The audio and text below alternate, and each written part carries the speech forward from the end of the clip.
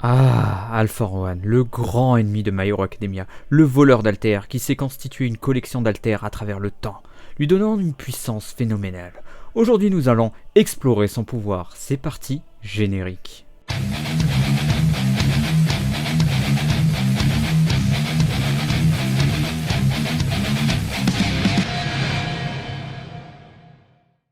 En quelques années, My Hero Academia est devenu un des grands mangas animés de la nouvelle génération. Dans un monde gouverné par des gens avec des pouvoirs de super-héros, il était naturel donc qu'une personne naisse avec le pouvoir de les voler et de les combiner en lui-même. Face à lui, les possesseurs du One for All, qui de génération en génération l'ont défié et ont fructifié le pouvoir pour ainsi l'affronter. Maintenant, la science va nous aider à comprendre comment marche son altère. Mais avant, je vous invite à partager cette vidéo sur les réseaux sociaux, à liker, à vous abonner si ce n'est pas encore déjà fait, car en effet, YouTube a bloqué ma chaîne au niveau de la visibilité, et donc ce n'est que vous qui peuvent aider la chaîne à survivre. Alors, qu'est-ce que nous savons des altères? Ce sont des mutations génétiques apparues spontanément chez les humains dans My Hero Academia, ces humains ayant un altère ont un déficit au niveau de leur anatomie, en effet, il leur manque le petit doigt du petit pied. Et grâce à cette petite information infime donnée dès le début du manga, nous savons donc l'emplacement du gène d'altère, qui se trouve dans le gène codant pour la formation du petit orteil. Je sais que vous le savez déjà, mais je vais me répéter. En effet, dans tout organisme vivant sur notre planète, ou même dans l'univers je dirais, nous avons tous des cellules, et dans ces cellules, il y a de l'ADN. Et dans cet ADN, il y a des gènes codant pour des protéines, enzymes, etc.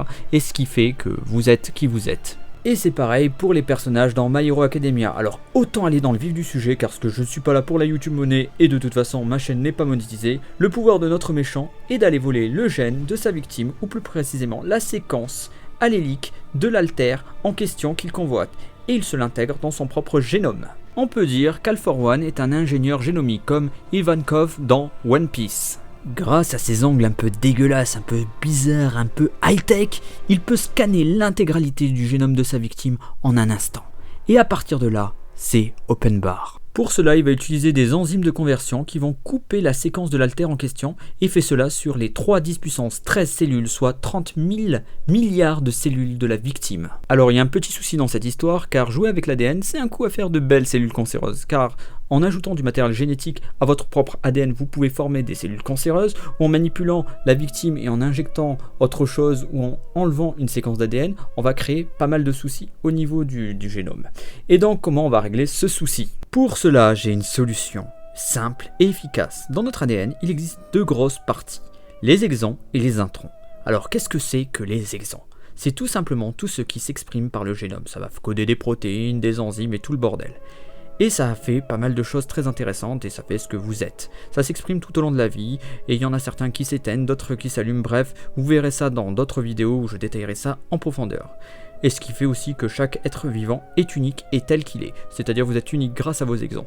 Nous allons parler maintenant des introns, qui sont une section entre les exons. Leur rôle est encore complexe et indéterminé, mais il est généralement reconnu qu'ils servent d'interespace entre les exons. Ils sont d'ailleurs très vite éliminés lors de l'épissage alternatif pour faire l'acide ribonucléique messager. Normalement, tu as compris le raisonnement. Alors, All For One injecte ses introns à sa victime et en échange, il récupère les exons qui vont exprimer l'altère, privant la victime pour la vie de ses pouvoirs et ainsi, il peut les collectionner et les combiner pour créer des altères ultra puissants, ultra cheatés comme sur cette photo. De plus, grâce à son pouvoir, All For One peut aussi activer ses altères à l'envi et aussi activer les altères de ses victimes car il contrôle tout le système enzymatique et donc peut faire ce qu'il veut. Après, pour parler de méchants avec ce pouvoir-là, j'en ai trouvé une dans une série de moindre qualité qui s'appelle Flash, où il y a un méchant dans un épisode qui s'appelle Melting Point, et qui a à peu près ce même pouvoir où il peut transférer les pouvoirs d'un individu à l'autre, bref. Alors voilà, une petite vidéo tranquille pour vous expliquer le pouvoir de All For One. Voilà, c'était pas super compliqué, c'était pas sorcier. Vous avez vu, vous avez pu voir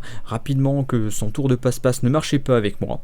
Je vous invite à partager la vidéo, à vous abonner si ce n'est pas encore déjà fait, et aussi à mettre en commentaire la prochaine vidéo que vous aimeriez voir. Voilà, sur ce, prenez soin de vous, et si jamais cette vidéo marche bien, je ferai d'autres vidéos sur My Hero Academia. Le succès de cette vidéo dépend de vous. Prenez soin de vous, et à la prochaine. Au revoir.